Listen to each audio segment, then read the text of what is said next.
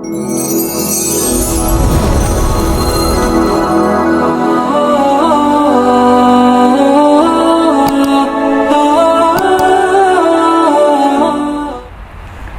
ya, sahabat Rasulullah yang paling kaya raya siapa?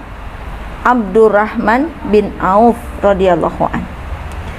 Ketika beliau mendengarkan sabda Rasulullah yang mengatakan bahwa satu waktu di akhirat nanti orang yang paling belakangan masuk surga adalah orang kaya yang soleh. Dia akan lama paling belakangan masuk surga. Kemudian Abdurrahman bin Auf itu ketakutan. Gimana ya aku kaya gitu.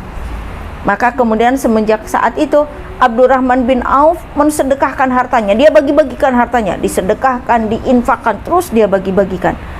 Abdurrahman bin Auf itu tambah kaya, bukan habis hartanya. Dia bagikan lagi, masih ada. Dia sedekahkan lagi, masih ada. Kemudian bertanya lagi, kenapa ya? Saya tuh gak mau hisaban saya berat. Saya ingin menghabiskan harta saya. Saya bagi-bagikan kok malah saya tambah kaya. Apa jawab Rasulullah? Tidak ada ceritanya orang miskin karena sedekah. Jadi ya Abdurrahman bin Auf tadinya mau menghabiskan hartanya dengan cara diinfakkan, dengan cara disedekahkan, nggak habis, yang ada malah bertambah, tambah kaya. Jadilah Abdurrahman bin Auf itu sahabat yang tak pernah miskin. Nah, teteh Afilah yang dirahmati Allah, berapapun uang yang Anda miliki, berapapun harta yang Anda miliki, sedekahlah, infaklah.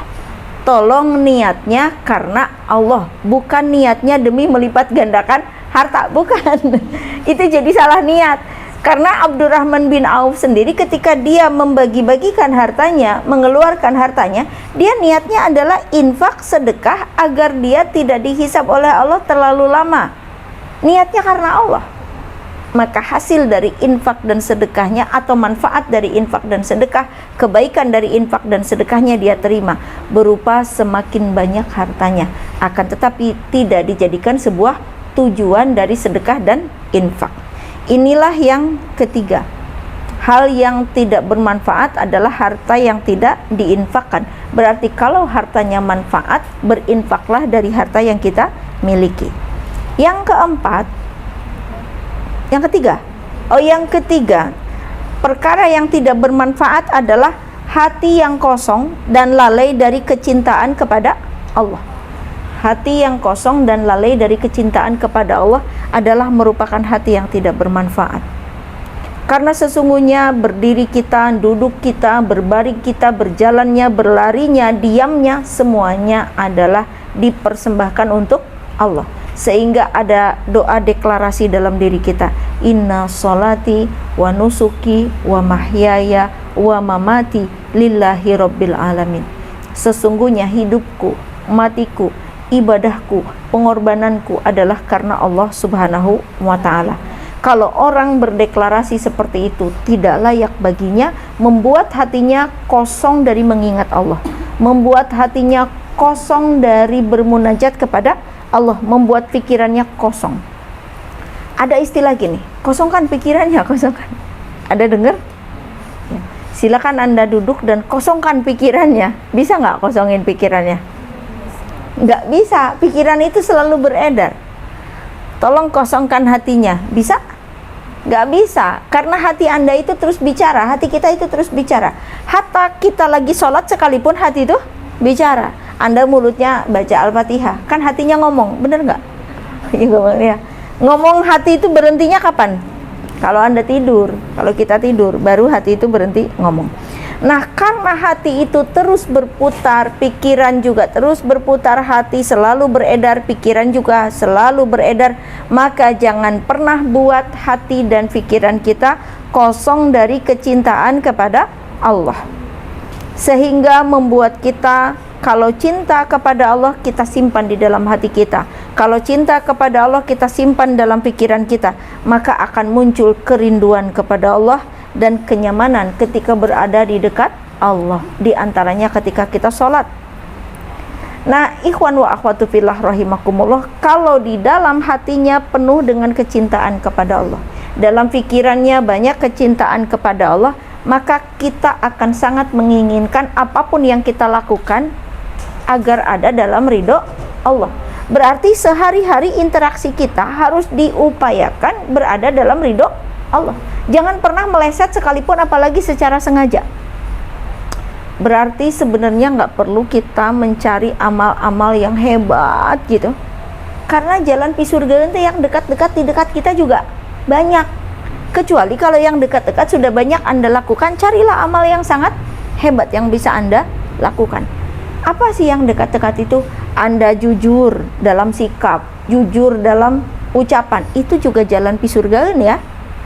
Anda kemudian menjaga batas pergaulan laki-laki dan perempuan, itu juga jalan surga. Terus gimana kalau nggak menjaga? Ya kalau menjaga pergaulan laki-laki dan perempuan adalah jalan surga, berarti sebaliknya dong. Kalau nggak menjaga berarti jalan neraka.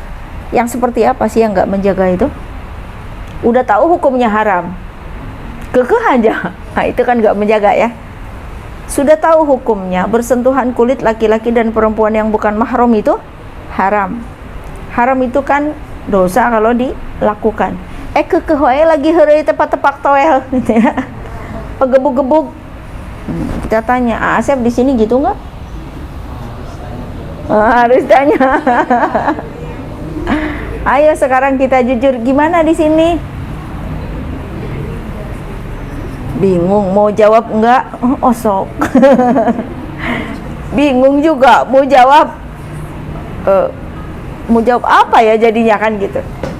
Nah, tidak ada yang bisa mengawasi Anda 24 jam, nggak ada.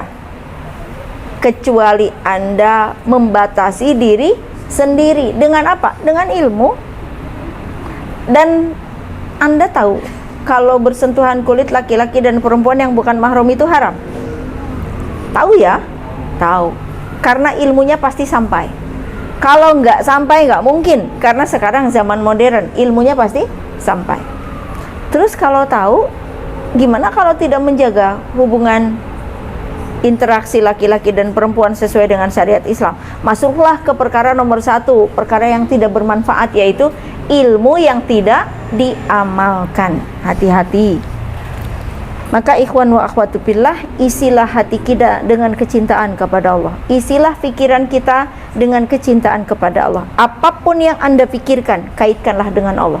Apapun yang Anda rasakan, kaitkanlah dengan Allah. Sehingga kalau muncul pikiran-pikiran negatif, kita akan membatasi atas nama Allah.